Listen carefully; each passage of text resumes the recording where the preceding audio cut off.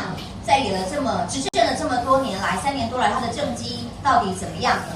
从2016年他所提出的政见白皮书，还有这些年所执行的程度来讲，我们首先呢拿了很多拔蜡到前面来。今天拔蜡告诉大家什么呢？蔡总统拍了这么多拔蜡票，这么多拔蜡票，大家一起吃拔蜡，待会请女朋友一起吃。所有的台湾人民张开眼睛看清楚，我们一一来检视蔡总统曾经提出来的政见到底落实了多少，讲了一口的好拔蜡票，那一张一张的跳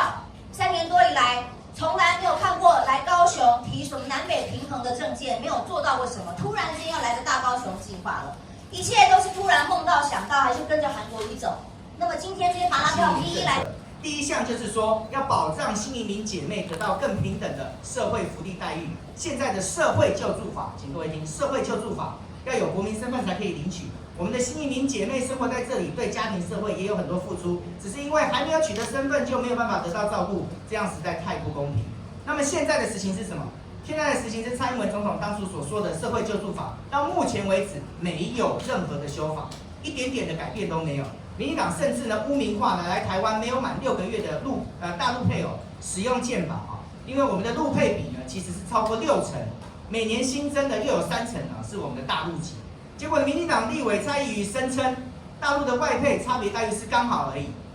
各位，我们的内政部政次才在这个一个聚会上面才口口声声的说，请大家要投给蔡英文总统，如果不小心盖错，请把它变成废票。这样的行为呢，就像是一个呢一天到晚在外头喝醉酒赌输钱的老公啊，或者是男朋友，只有输光钱的时候呢，才回来找你的老婆或者是女朋友要钱啊。平常的时候都不理，只有回来的时候才下跪说对不起。这就是民进党政府现在对待新住民的行为，它就是一个渣男政府，这就是渣男的行为。